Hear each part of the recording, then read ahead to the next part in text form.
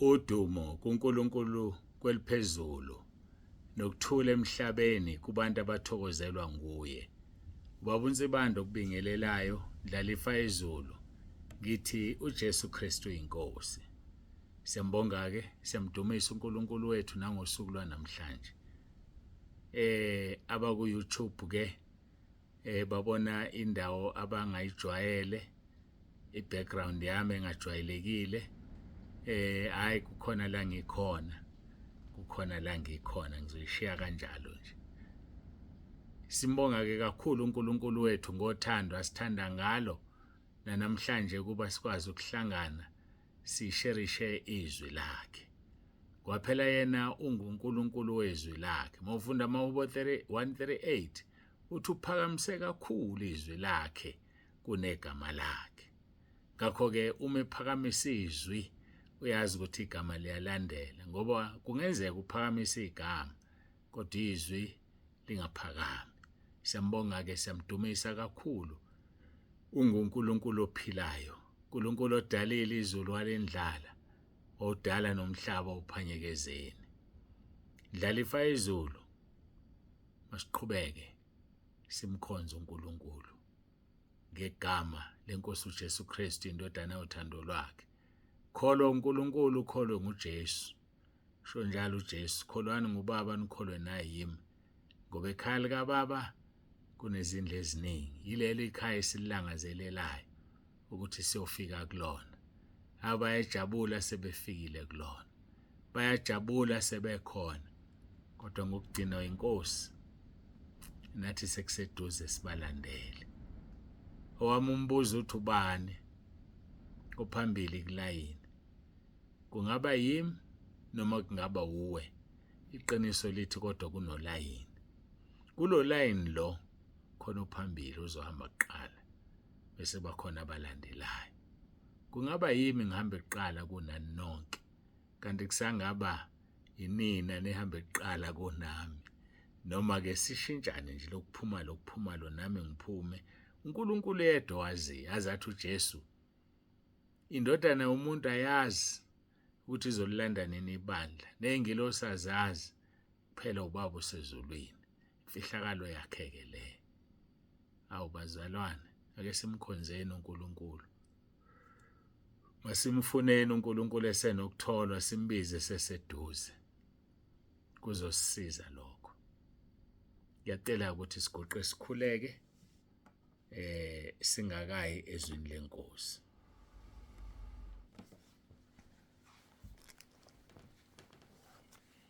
Baba olungileyo, Baba ongcwele, uNkulunkulu wethu onomusa, siyathobeka phambi kobuso bakho. Siyabonga uthando sithanda ngalo. Siyakubonga Nkosi, siyakubonga. Angazi ngizobonga ngikuthini. Inhliziyo yami iyachichima, moya wami uyayitosa Nkosi, ngokuthi nje Nkosi ungiphe ithuba lokukhuluma ngezwi lakho. Ngiyacela ke ngabe mina okhulumayo, usebenzise lo mzimba, ukhulume moya ongcwele. Sebenzise leli thempeli lakho. Usize nje mina ngikwazi ukuligcina liclean, ngoba lemfihlakalo lengcebo siphethe ngebumba eliwumzimba wethu. Sithemba, sazi, sibubula ukuthi kunendlu engenziwanga ngezandla yasezulwini esenze lo uNkulunkulu ezothi malidilizwa leli dokodo singene kuyona. Siyabonga uthando lwakho. Khuluma ke Nkosi uzambule. uJesu KRISTU uyinkosi. Amen. Sambonga ke, siyamdumisa uNkulunkulu wethu kakhulu. Sithi uJesu KRISTU uyinkosi. Ya, bangcwele. Kumnandi ukuhlala kuNkulunkulu. Kumnandi ukuhlala kuye. Kumnandi ukuhlala kuye. Ngiyacela ukuthi siye ezwini lakhe. Base Philippians chapter 2 siqala kuverse 9 sidine kuverse 11. Kufundeka ke kanje. Ngalokho ke uNkulunkulu wamphakamisa kakhulu, wamnika igama eliphezulu amagama onke, ukuze kuthi ngegama likaJesu amadolo onke aguqe, awabasezulwini nawasemhlabeni nawabangaphansi komhlaba. Verse 11. Nezilimi zonke zivume ngokuthi uJesu KRISTU inkosi. kube inkazimulo kuNkulunkulu Baba. Kufanele izilimi zonke zivume zithi uJesu Kristu uyinkosi. Zonke izilimi mazivume. Ngingathi uJesu Kristu uyinkosi wena bese uthi uyabusa ngoba uvumanga. Cha, mangithi uJesu Kristu uyinkosi nawe futhi uzothi uJesu Kristu uyinkosi ngoba kufanele zonke izilimi zivume. Uma zonke sezivuma udumo luya kuNkulunkulu Baba ezulwini. Abese goqa amadolo emhlabeni, agoqa amadolo ezulwini, agoqa amadolo ngaphansi komhlaba. Angisaphatha amadimoni avela abaleka abheke esihogweni ayosha uma sithi uJesu Kristu inkosi. Angisayiphathi izifo, ngisho isifo, ngisho ukugula. Ngoba uJesu Kristu inkosi kuyasuka kuwe kuhambe kesihogweni. Ngibonile kuvusa bese bequlekile leli gama. Lavusa sebefile leli gama. Leli gama linamandla lenza okungenzeki kuthina abantu kwenzeke kuyena ngenxa yaleli gama. uJesu Kristu uyinkosi. Ngiyabonga kakhulu, muhle uNkulunkulu wethu uyamangalisa kakhulu. Sikhuluma ke kulezi insuku ngeintandane nangabafelokazi. Siyakhuluma bazalwane. Fihlakala ubuzazi uma ungumfelokazi ukuthi uyintandokazi yasezulwini. Ubuzazi uma uyintandane ukuthi uyintandokazi yasezulwini. Mina ngiyafisa nje ukuthi singahlukumezani. Mama ungumfelokazi, ngabahlukumeze abantwana bakhe abayizintandane. Ngoba uNkulunkulu uzoyimela indaba yabo. Bantwana enizintandane, ningamhlukumeza umama wenu engumfelokazi. Ngoba uNkulunkulu uzoyimela indaba yakhe. Mina ngikhuluma ngoNkulunkulu omela abafelokazi. Khuluma ngoNkulunkulu omela izintandane. Khuluma ngoNkulunkulu omela abampofu. Ilapho lasisuka khona. Sibuyele kulo lelizwi lethu eloku Exodus 22. Mawuqala ukufunda lapha ku verse 22. Elithi izwi lenkosi. Aniyokuhlupha umfelokazi nentandane. Uma ubahlupha na kanjani, bakhale kimi nakancane. Ngiyakuzwa nokuzwa ukukhala kwabo. Verse 24. Ulaka lwami luyakuvutha, ngikubulale ngenkemba. Omkenu babe ngabafelokazi, abantwana benu babe izintandane. Isimanga sikaNkulunkulu lesi. Yabona sikhonza uNkulunkulu osazi kahle, osiqonda kahle. Yabona uNkulunkulu okwaziyo. Ngiyathanda lapha kuMahubo 139. Mayisebala indlela akasazi ngayo, iyamangalisa. Mayibala nje indlela akasazi ngayo. Kusuka kuverse 1. Jehova uyangihlolisisa, uyangazi. Uyakwazi ukuhlala kwami nokuvuka kwami. Yazi uyakwazi uNkulunkulu, wazi ukuhlala kwakho, wazi ukuvuka kwakho. Ngithanda kwisambolo esithi ngiyayazi imizamo yakho. Yazi uNkulunkulu uyakwazi ukuzamayo. Uyazi la uhluleka khona. Okwakho hlala phansi uguqe. Nkosi ngiyahluleka lana la. And ukumuhluleka kwakho kube nomphumela wesono, vuma isono sakho. Uzivuma yazishiye uyothola umusa.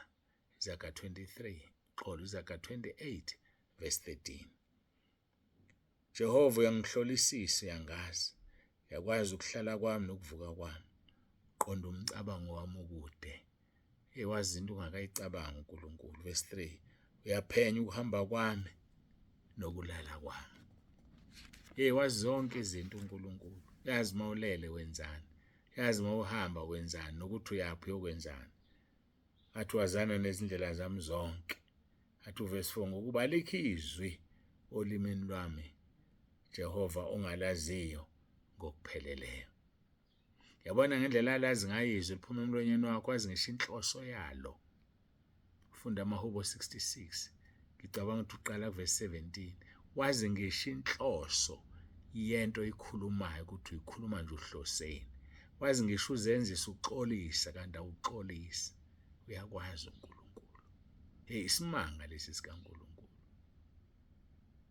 Wazi usudisguise uzenzisa athi uJesu bazenzisi. Nifana namaliba acakiweyo kanti ngaphakathi khona ukungcola. Khona ukungcola ngaphakathi.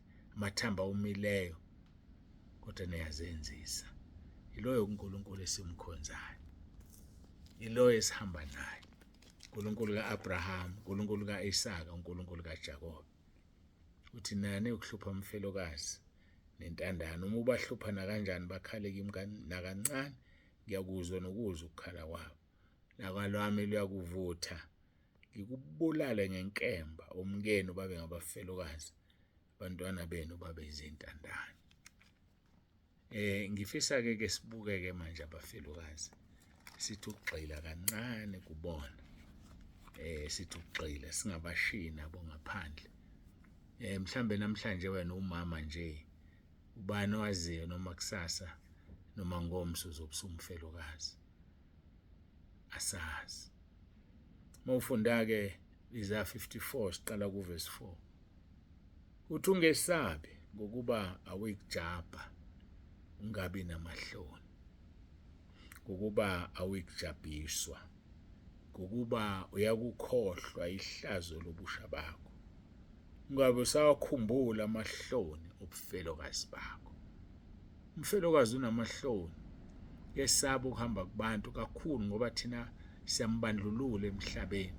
Umfelokazi ugqokiswa ingubo ezimnyama kodwa indoda mayishonela unkosikazi ifaka nje indwangane encane la emnyama. Kodwa umfelokazi ugqoke ezimnyama. Mhlambe kuphela 6 months engayikhumulile inzilo. So leyo ngubo emnyama attracta lonke uhlobo lwamadoda oluzofuna ukumondla, oluzofuna ukumkhwahla liqedele imali eshiwe indoda. Kodwa akekho oshoyo ukuthi uzokwenzani. Kodwa wonke uze ngenhloso ethize. Ungesabi usho njalo uNkulunkulu namhlanje. Mama oshiwe ubaba. Isaiah 54 verse 4. Ungesabi ngokuba uyikujabha. Ungabi namahloni ngokuba awuyikujabhiswa. Ngokuba uyakhohlwa ihlazo lobusha bakho. Ungabe usawakhumbula amahloni obufelokazi bakho. Kwenziwa yini lokho? Kokwenziwa yini na? Sifunda uverse 5 kaIsaiah 54. Ngokuba umenzi wakho ungumyeni wakho. That is the only sole reason. Ngokuba uNkulunkulu okudalileyo usengumyeni wakho. Ukuba ubuwazi ukuthi uNkulunkulu ungumyeni wakho, wawungeke uthandane naleya ndoda emva kokushona kababa wabantwana. Wawungeke ukwenze lokho wakwenza. Ukuba ubuwazi kodwa usuyazi namhlanje. Uthi uyindoda yabafelokazi. Akasho ukuthi usho umfelokazi okholwayo noma umfelokazi ongakholwa, kodwa ukhuluma nje ngokuthi yena ungumenzi wakho futhi ungumyeni wakho. Uthi nguJehova Sebawothi igama lakhe. Sikhuluma ngoIsaiah 54 verse 5. Ngokuba umenzi wakho ungumyeni wakho, kuJehova Sebawothi igama lakhe. What a promotion. What a promotion. Ayikho emhlabeni efana nale. Unendoda ekulwela izimpi. Unendoda ethi igolide nesiliva lingelayo. Unendoda ekubiyelayo. Unendoda ekhona kanye nawe ngaso sonke isikhathi. Ngisho ulele ekamelweni xa uthi wedwa ikhona igadile. Ipromotion le. Ngoba le ehambile indoda ngoba iphambi kwakho. Iphuma nje phandle. Ayisakuboni nawe uyibona. Kodwa le ikhona ngaso sonke isikhathi. Ngokuba umenzi wakho ungumyeni wakho, kuJehova Sebawothi igama lakhe. Ungongcwele kaIsrayeli, ungumhlengi wakho. Yabona? Akagcini ngokuba umenzi wakho. Akagcini ngokuba umyeni wakho. Akagcini ngokuba uJehova Sebawothi igama lakhe. Akagcini ngokuba ngongcwele kaIsrayeli. Ugcine sengumhlengi wakho, your security guard yakho. Gadile uNkulunkulu. Athi uyakubizwa ngokuthi uNkulunkulu womhlaba wonke. uyakubizwa ngokuthi unguNkulunkulu womhlaba wonke. Ngokuba uJehova ukubizile njengomfazi oshiyiweyo nodabukileyo emoyeni, umfazi wobusha ukhona omalayo na, usho uJehova uNkulunkulu wakho. Kuyena usungumfazi wobusha ukhona enomalayo. Kodwa wena uvela wenze njani? Wenza umathanda, wehle wenyuka, udlale ngethempeli likaNkulunkulu, ungumfelokazi. Nangu uNkulunkulu uvula izandla. uNkulunkulu uthi ungumyeni wakho. uNkulunkulu namhlanje uthi unguJehova Sebawoti, ungumenzi wakho, ungongcwele kaIsrayeli, obizwa ngokuthi uNkulunkulu womhlaba wonke. Ukubizile. Thina sithi ubiza umkhwenyana wakho, sithi ubaba usesenkosini, kanti yena ubize wena. Uphila la emhlabeni, ukubizile. Njengomfazi oshiyiwe nodabukileyo emoyeni, ukubizile uNkulunkulu. Abesethi umkhona yena umuntu omalayo umfazi wobusha na, ngoba kuNkulunkulu ngumfazi wobusha. Awulazela mnandi izwi. Uma umama ungumfelokazi, uzohlala uhlale kade ingane zakho, dedela uNkulunkulu abe ngumyeni wakho. Masiguqe sikhuleke. UJesu KRISTU Inkosi. Babongcwele babolungileyo, uNkulunkulu wethu nomusa, siyaguqa phambi kobuso bakho, siyabonga ukuzivezela nje inhliziyo yakho ngabantu abashiwe amadoda, ngabantu abashiwe abazali baba izintandane. Sisize thina abanye sikwazi ukubanakekela, sikwazi Inkosi ukuthi bengahlupheki, ngoba isibusiso silele kubona. Siyabonga ngoJesu KRISTU Inkosi ephilayo. Sikunikeza lonke udumo, sithi uJesu KRISTU uyinkosi. Amen. Siyambonga-ke uNkulunkulu wethu kakhulu, siyamdumisa bangcwele. Siyambonga uNkulunkulu wethu muhle.